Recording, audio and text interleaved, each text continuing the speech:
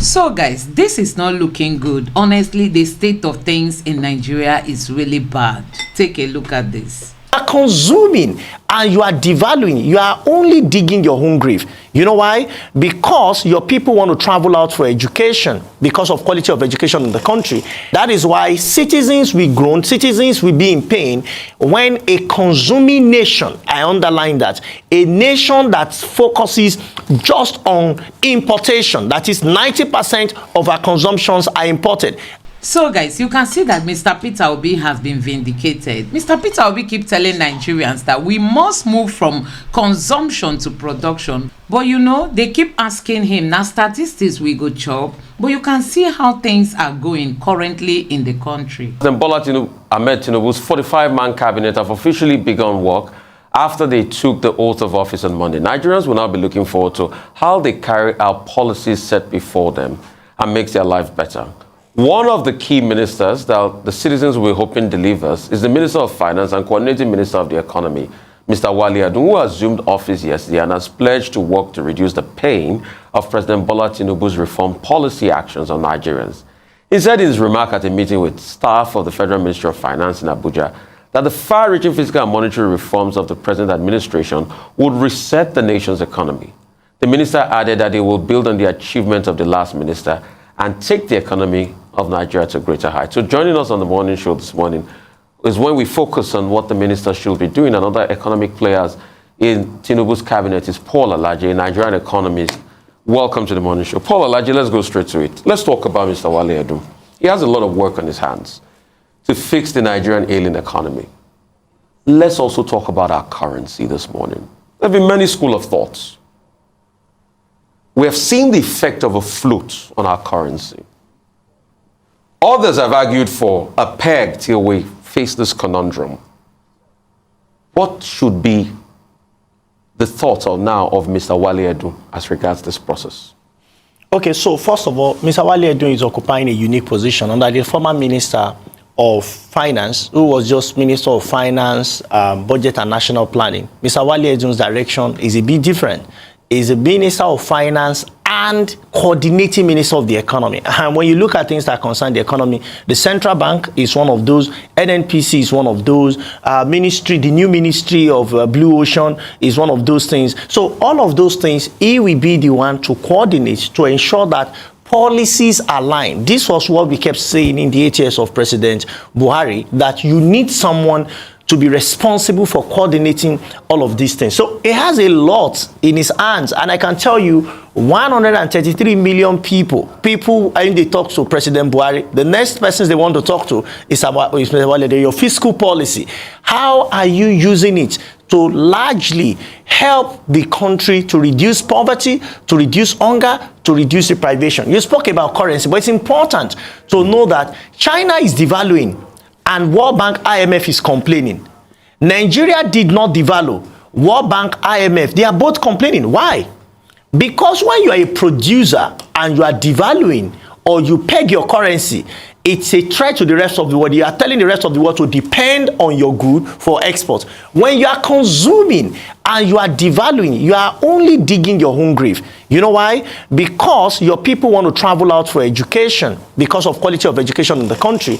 So if they were paying approximately 10,000 pounds at exchange rate of 1,000 naira to £1, by the time you devalue, and let's assume that gets to 2,000 pounds, then you are saying overnight they have to look for more resources, or they will have to stay with the quality of education that is in Nigeria. That is why citizens will groan, citizens will be in pain when a consuming nation, I underline that, a nation that focuses just on importation, that is 90% of our consumptions are imported. And the evidence are there. For those of us in the studio this morning and those people that are watching, or those that will watch us in your future, you can answer this question as a Nigerian living in Nigeria. You have 4 ways of spending your income. The first one is your marginal propensity to consume. That is, for everything you buy, how many of them are made in Nigeria? That's your marginal propensity to consume. The second one is marginal propensity to save. What proportion of your income are you saving? The third one is marginal rate of taxation. That is, what proportion of your income are you spending on taxes and charges to government? The last one, which of course is the big elephant in the room, is marginal propensity to import. What does it mean? What proportion of your income are you spending on imported commodities? And we can check around everywhere we are today, from mobile phone that we use, the laptops that we use, to everything we use, to toothpick. Marginal propensity to import is a big challenge. Now, this is economic principle. When you are a high importing nation, that is, your marginal propensity takes more than 50%. In fact, when it takes more than 25%, you should be wary of devaluation. But in the case of Nigeria, it takes as much as 75% of how we spend, how the poorest and the richest spend their money in the country.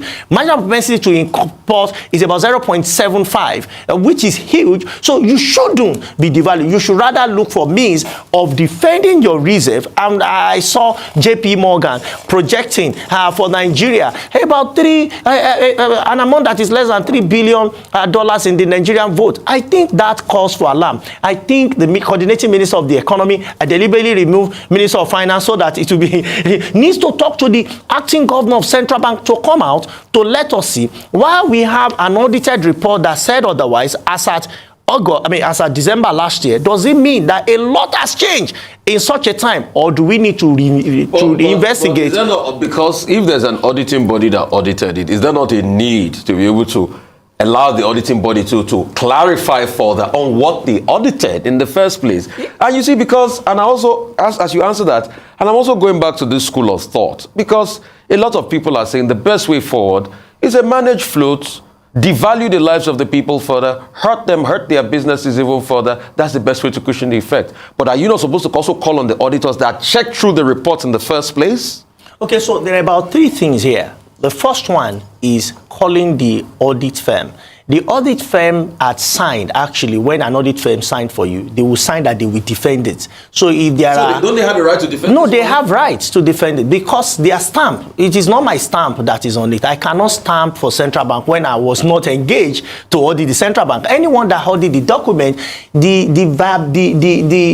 legitimacy of the document actually depends on the strength of the auditor. And when you look at the company we are talking about, they call them Big Four, Big Five, as the case may be. So they will be always available. But here is it. We need to look at it in the second, look at another perspective. Could it also mean that there are transactions that had happened between January till now, with, that is, assuming that the first document, that the last document shared or submitted, the report submitted by this audit firm are valid? So we now need to question what has happened. Why is JP Morgan, a very respected organization? You remember that the last administration, they understood what it means to disrespect or disregard rating organization. If you remember in 2015, Nigerian government said, we don't need JP Morgan, and it was all over the media. But I tell you, Nigeria went to a recession. In fact, when IMF Christine Lagarde came to Nigeria and said Nigeria was fine, and in fact our economy was robust, some of us only laughed and said, IMF, we understand you wanted Nigeria to borrow money. And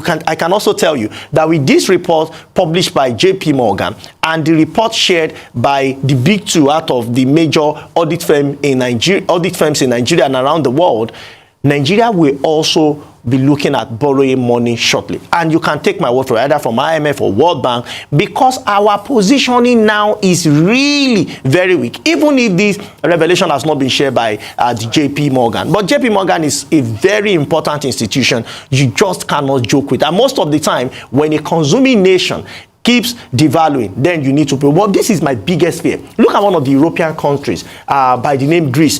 This was the position they got to before Greece went down the drain. This is why the seat all the ministers are taking is not that of the one they should be throwing up babariga or they should be wearing suit and tie. It's one they must wear their tennis, their canvas, their jeans, and they start the work right now. How can we generate money in FX? That should be the language. From maritime. Let me ask you, because that was the two questions I was going to ask you. Number one, that popular phrase that went around during the election cycle, consumption to production.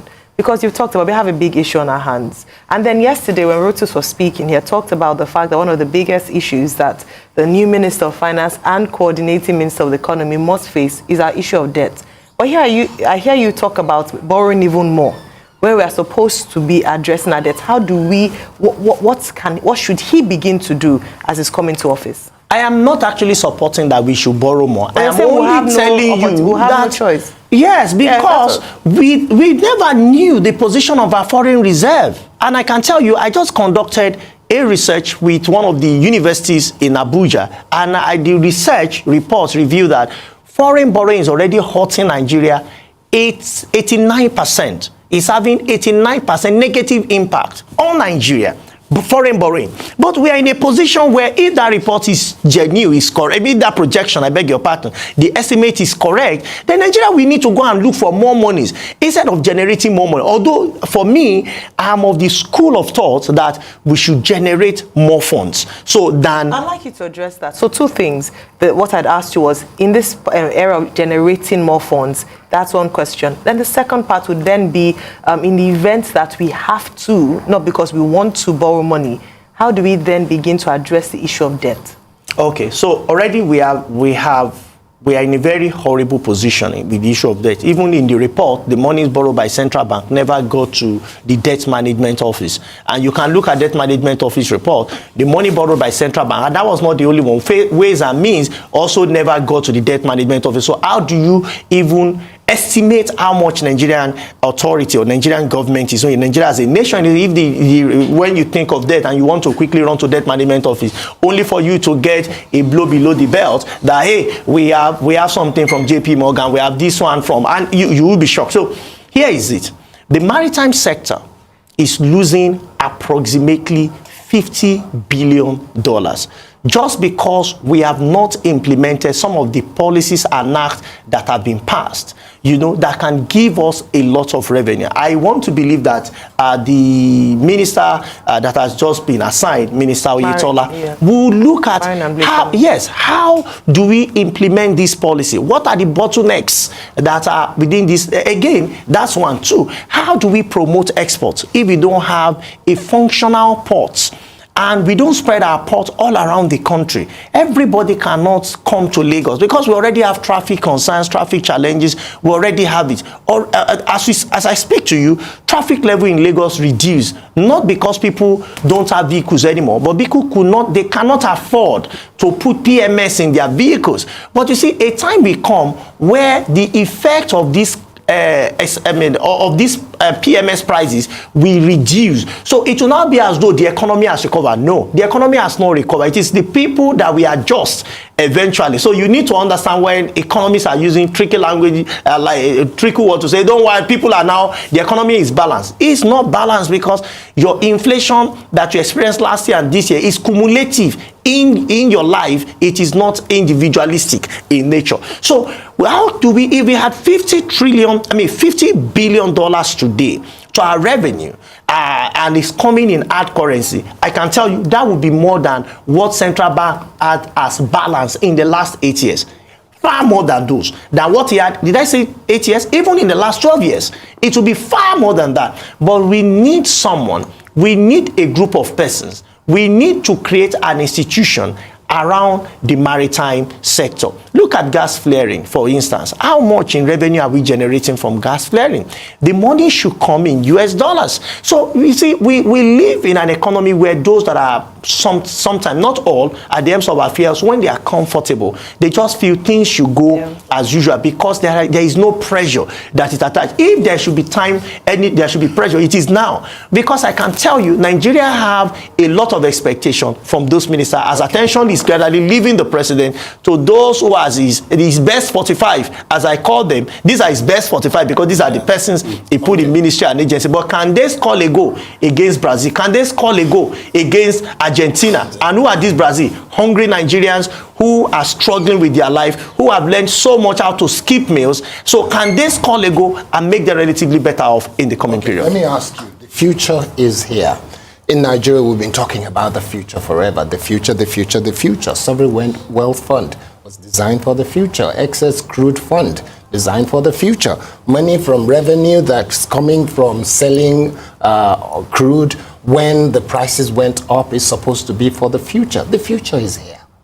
So it's not any story about the future anymore today. But the preparation of the foreign of the excess crude is even less than $1 billion, not 1 trillion. It's less than $1 billion.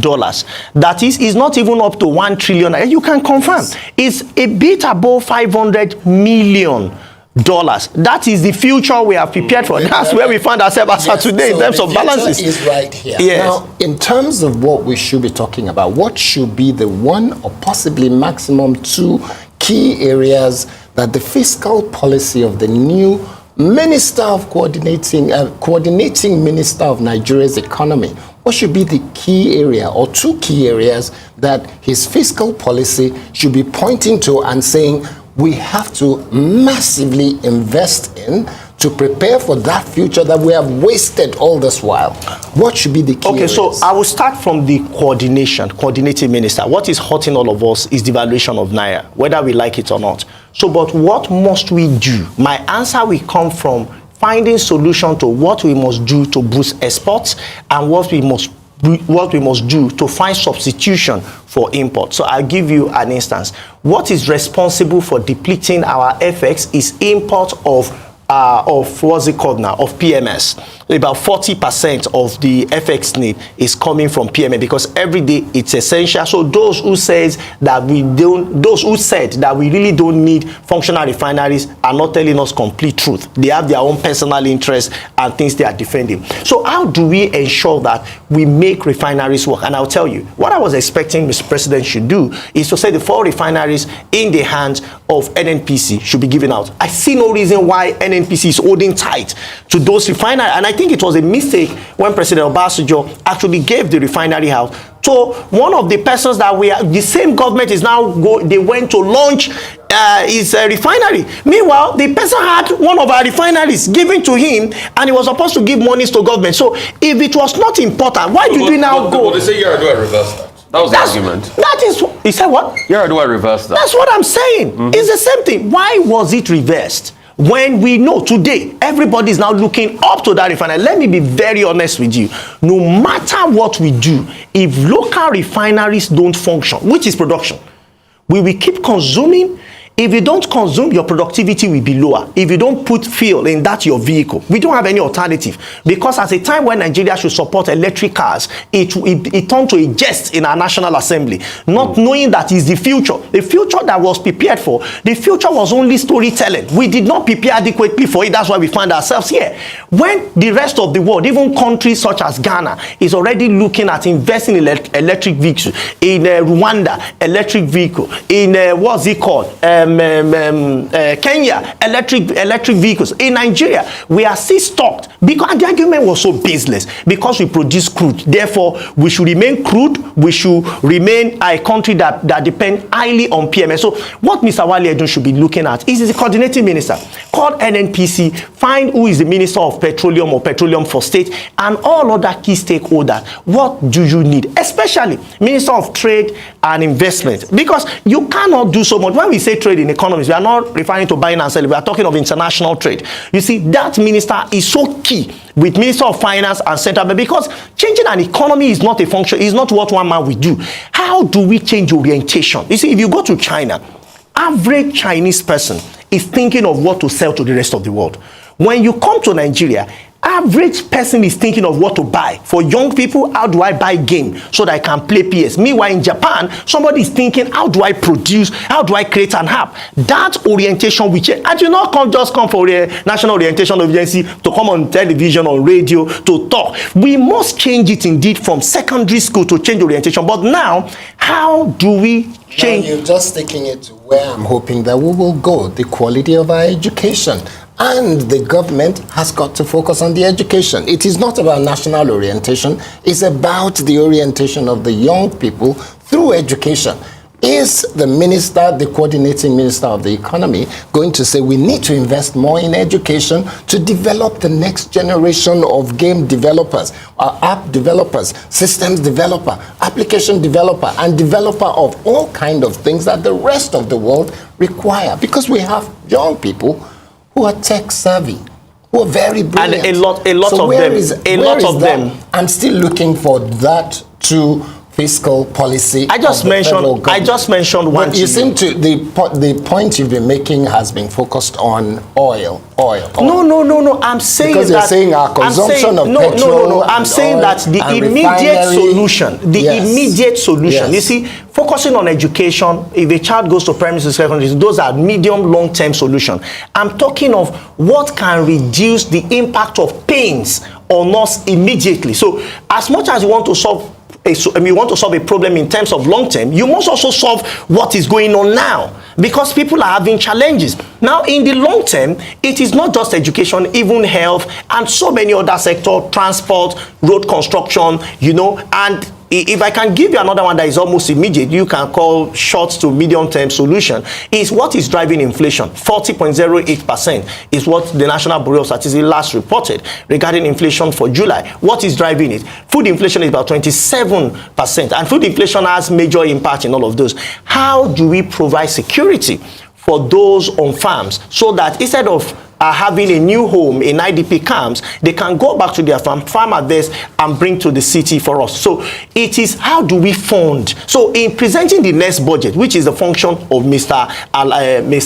Wale Edun, how do we vote more monies into security, into education? So at the end of the day, it's not just about education. Education is important, and I will by no means say that it is not. But what kind of education should we be looking at? Should it be university education or education to become doctors, nurses, lawyers, engineers, economists? No. It is, what is the rest of the world buying right now?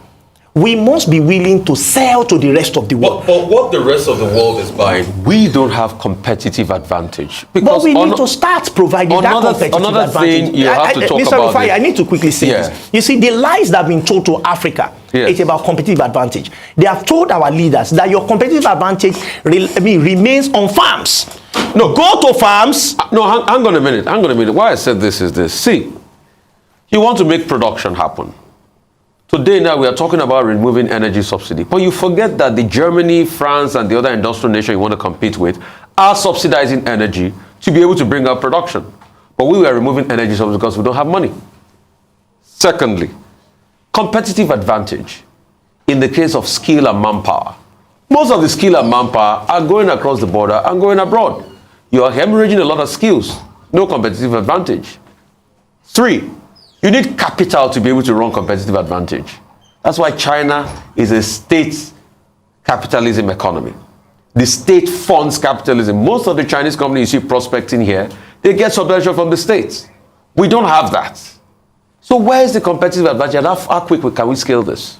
I understand that there are a lot of challenges, but here is the truth. If we must produce what will be the foundation, which the state must take headlong, is to make power available and affordable. So whether government is going to fund it or government is going to allow private sector to make it available and expect full returns to come in the medium term, it's another conversation entirely. You remember that I've said, even on your platform, that the proposed increase by the DISCO must not be allowed to stand. If not, you'll be asking more factories, more industry to go down. So can Mr. Wale Edun provide such support again for power sector, because he's the coordinating minister for the economy and is the one that has the zip of the pulse of the nation? Well, thank you very much, Mr. It's been really great having you on the show and just dissecting and setting an agenda for the new Minister of Finance and coordinating Minister of the Economy. We'll come back to this conversation. We'll need to take a quick break, and then we'll be back to continue speaking on the economy.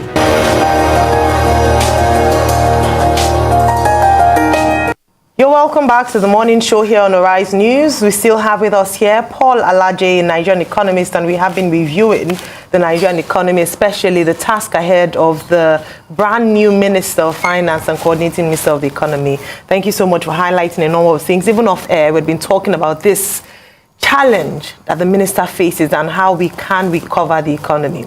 We're responding to Rufai's question, and I'd just like to ask in terms of when you talk about trade, especially ability to export. And heavy on our minds is small businesses in Nigeria, how they're surviving and support they can receive, even in terms of stimulating the economy, and this reorientation around thinking of things to produce. you know, you responded to the competitive advantage question and the fact that it's not just that. There are challenges, there are barriers, but we do have the capacity to produce, to export. So what are some of the things that the minister can begin to do to provide an enabling environment for businesses to thrive, for Nigerians to begin to hopefully produce, to export? Okay, first of all is the capacity of the businesses. President Tinubu had mentioned that he was going to support small businesses, because you mentioned small businesses, yes, with about, he said 100,000 of them with 1 million naira each. I think the amount is small, very small, and I think the number he wants to target is also very small. We have about 40 million SMEs in Nigeria, so how can we be targeting 100,000 out of 40 million with 1 million naira? Well, before the president got to office, 1 million naira is now the equivalent of that money now is about 500,000 naira. Wow. So why are you supporting just? So if you want to support, I think the president should leave about 5 million naira for not less than 10 million SMEs. You are going to see the impact. But policy should now come around that. That's where you need the Ministry of Finance to first provide the money. You need the Ministry of Trade to provide the money. That SMEs that is export oriented, and you can at least employ 2 more persons. We will give you this either as grant. Government are just giving states 5 billion, and they said 52% is grant. Do the same for businesses, because that's government. Do the same for business, or tell those state governors to do it for SMEs. So give 52% as grants to businesses that are export oriented. What does that mean? And let them also have a minimum of 2 employees. So if you are targeting 10 million, you are saying that you want to engage 20 million extra people. So what will happen to unemployment? It will crash significantly. What will happen to export? It would increase. What will happen to foreign reserves? It will improve. And you have supported production. Because they know to remain, they have to keep producing. So you may not give them all the money 100%, but give them 52, just as you've done to state.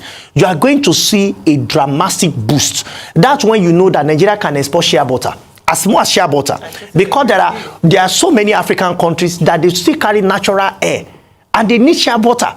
That's when you know that black soap will be exported, because I've been to a few African countries and I see people buy black soap, some of which Nigerians could produce, and sell to those countries. So if you support small business, and I'm not saying don't support large businesses. Yes, large businesses, they are still part of the backbone of the economy. But you see, most of the pain people are feeling are businesses that their net worth is less than 50 million naira.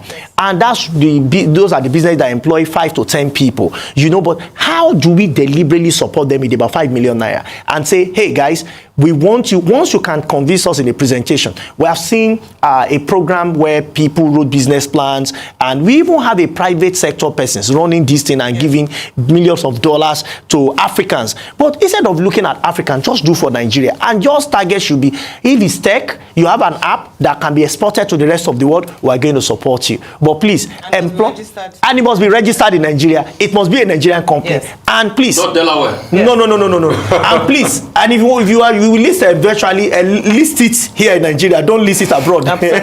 So that the monies come to us. You are going to see a dramatic change. And I hope this is what Minister of Finance will do in his next budget, and say we want to support small businesses. President has already called this grant. Can we increase this money? 52% go to small businesses. We have export going all around the country.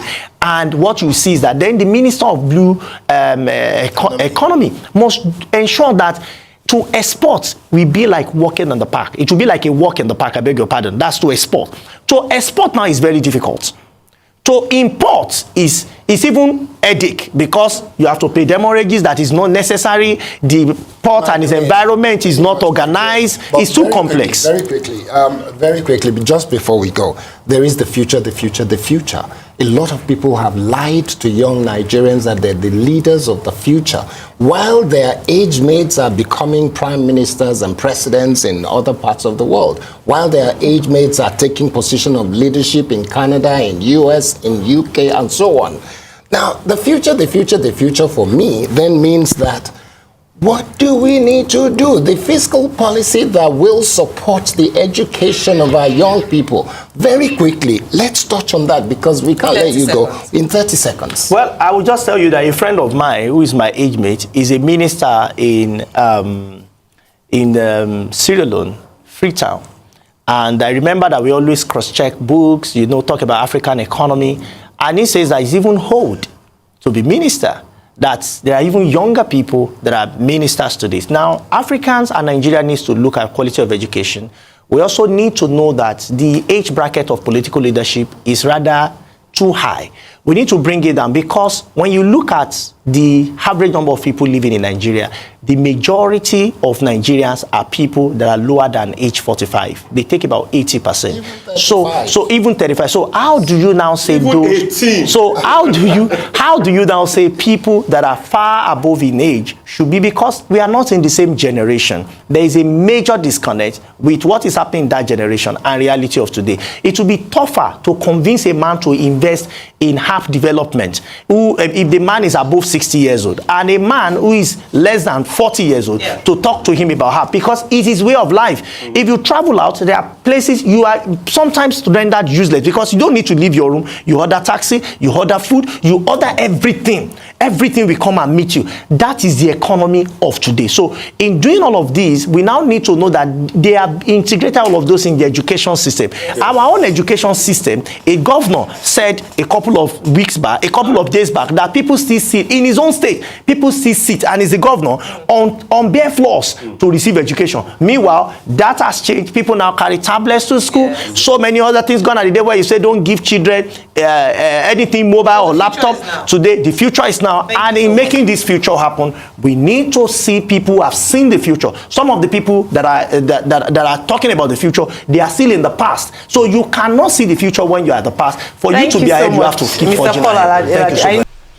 So guys, you can see that Mr. Peter Obi has been vindicated, because he is the only person that canvasses for an economy that has moved from consumption to production, and that is just what Nigerians want. As in, he keeps citing other countries that have gone through what we are going through today, and the only way they could remedy their situation was to move from consumption to production. But you can see that Nigeria, almost everything we use in the country is being imported. Honestly, we have leaders that have not really brought creative ideas on the table. So guys, let me know what you think about this. Don't forget that the current government has equally hired ex-governors who could not even impact their states. Let me know what you think in the comment section below. Thank you.